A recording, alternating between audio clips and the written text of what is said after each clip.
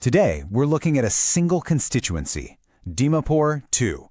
We're not just reporting the news, we are going deep into the numbers to build a strategic blueprint. Let's begin.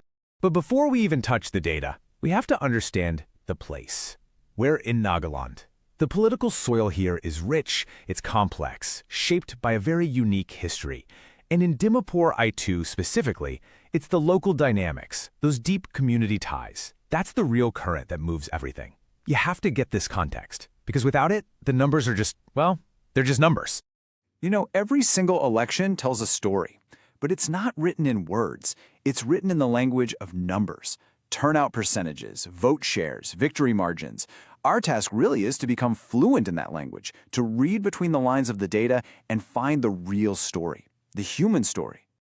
All right, let's get to it. Section 1, the ground reality. So what's the puzzle here? What actually happened on the ground in the last election?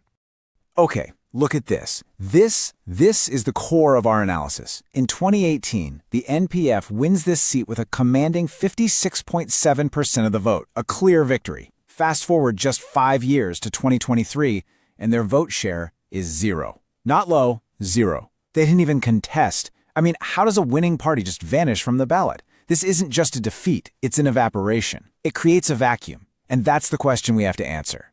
So to understand how to fill that vacuum, you have to decode the numbers.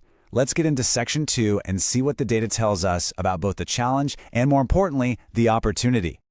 Here's the first number that matters, 11.48%. That was the winning margin for the opposition in 2023.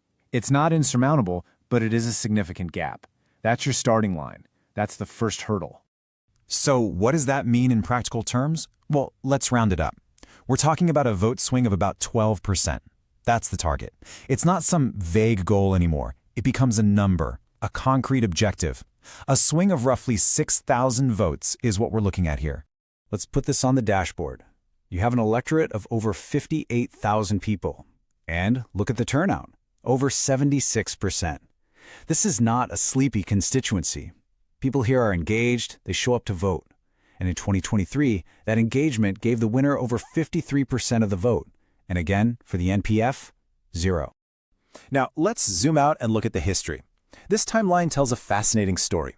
The party has had its ups and downs. You can see the wave here, 48% in 2003, a solid 45% in 2008, then it dips. But look at 2018, a massive peak at almost 57%. And then 2023, 0. You see, this wasn't a slow erosion. It was like walking right off a cliff. So the big question is, why? Why did this happen? Before you can prescribe a cure, you need a diagnosis. So let's conduct a forensic analysis of this decline. We need to look inside, at the party's own structure. For this kind of diagnosis, I use a framework. I call it the Chatramukha Doctrine. It's simple, really. It's a way of looking at a party's strength from 4 distinct faces, 4 different angles, to see exactly where the foundation is weak.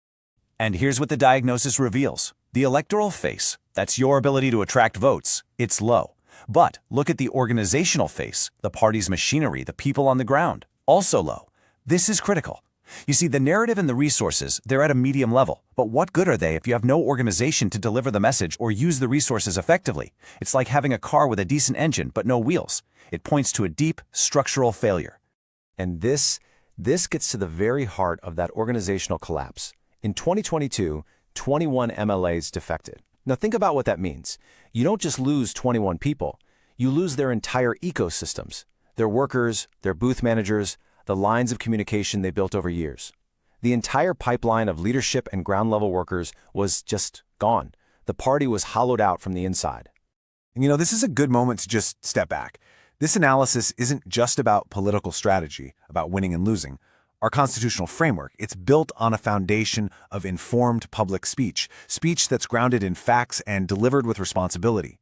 When a political organization weakens this much, it affects every citizen's ability to participate in our democracy with dignity.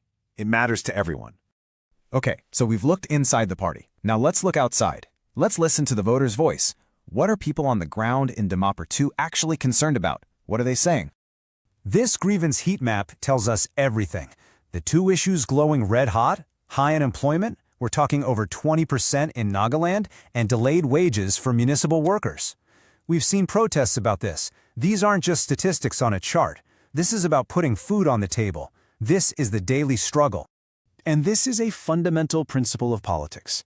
These deep economic anxieties, they aren't just problems. For a political party, they are an opening. Where there is a clear public grievance, there is a clear opportunity to talk about better governance. This is your way back in. This is the entry point. Which brings us to the blueprint.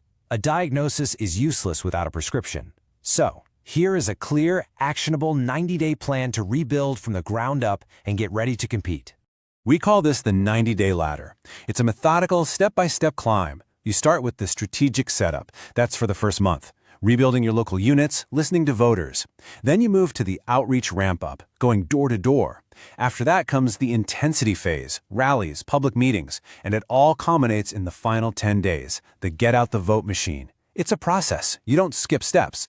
And listen, in this day and age, your ground game is only half the battle. It has to be powered by a smart digital game.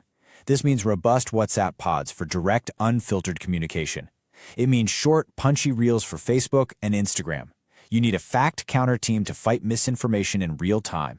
And most importantly, all of it, every single message, has to be in the local language. That's how you build a real connection. So, at the end of the day, what is all this for? The data, the frameworks, the 90-day plan? It's all just a means to an end. And that end is about rebuilding one thing, a fundamental connection with the people. This is the path back to trust.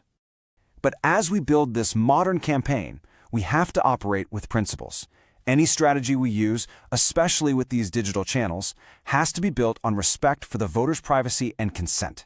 That's absolutely central, in line with India's data protection framework. This isn't just a legal checkbox. It's about making sure our engagement is building genuine trust, not just chasing numbers. Which leaves us with one final question to think about. We've laid out a blueprint built on data, on systems, on strategy. But can something so structured, so analytical, can it really restore that human bond between a party and the people? That's the real test, isn't it? If you want to become a people-centric leader and uplift your constituency, get in touch with blueprintstrategies.ai at mgr@blueprintstrategies.ai or call 08-420-41602. Purpose beyond politics.